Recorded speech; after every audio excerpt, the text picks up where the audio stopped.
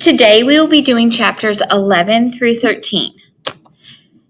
We're going to be able to answer questions to demonstrate understanding of a text using a graphic organizer to summarizing what we have read.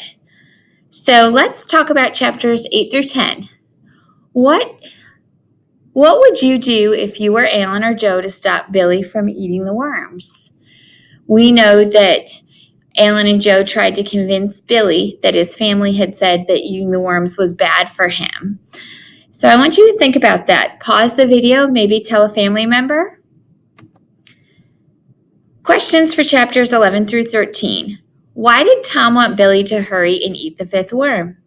Number 2, what did Tom decide to do to show Billy he wouldn't die if he ate the worm?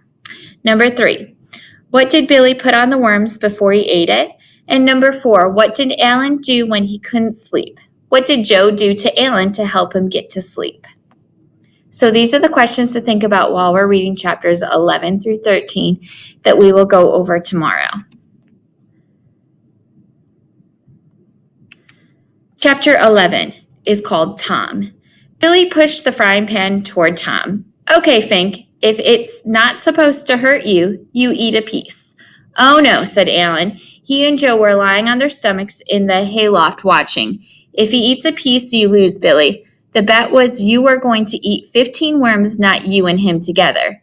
Billy didn't look up, his eyes fixed grimly on Tom.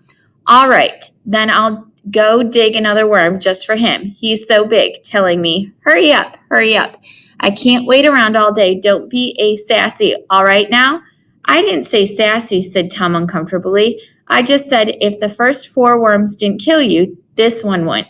I can't help it if my mom would told me to be home by 2 today. She's going shopping, so I have to mind my brother. Yeah, said Billy. Okay, so we'll just have time for you to eat a worm before you go. Come on, where's the shovel? Here, said Alan from the loft. We brung an extra today. A worm dangled squirmily from his fingers. He dropped it to Billy. It's not cooked, said Tom. I'll do it, said Joe, scrambling down the ladder. He took the worm for Billy and ran out, then back and grabbed the frying pan. Tom sat down on an overturned pile to wait. He didn't want to eat any worms. It wasn't his bet. He glanced at the door creaking in the wind. Maybe he should make a break for it. Of course, he could see Billy's point. Billy didn't believe Joe's story, but still, he'd find it reassuring if Tom ate some of the worms too. He'll eat it, Billy was saying to Alan. If he don't, he's chicken, said Alan. After all his talk. Why don't I eat it, thought Tom. I mean, it's a yucky thing to do, but it wouldn't kill me. He scratched his neck, shifting his seat on the pail. I don't know, thought Tom. I just won't, I guess. He gagged, imagining what it'd be like to bite down on a sofa. Soft, fat, boiled worm. He glanced at the door again.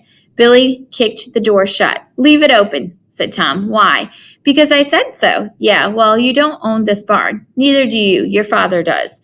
Billy rubbed his nose, watching Tom, figuring. He's trying to pick a fight so he won't have to eat the worm. Okay. Billy opened the door and set a brick against it. Tom shifted his seat on the pail again. He couldn't stop thinking about what it would be like to bite down on a soft, fat, boiled worm. He scratched his ear.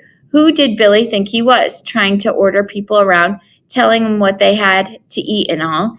Billy wasn't anybody's father. Tom began to feel put upon, and indulgent and stubborn.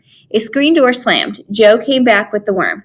Tom licked his lips. He heard Joe running across the barnyard towards them. Billy, Alan shouted. Billy spun around just in time to catch a glimpse of Tom belting out the door banging shut. He flung to the window. Joe sprawled in the middle of the barnyard on his back. Tom was clambering over the wall into the meadow. The frying pan lay upside down beside the horse trough.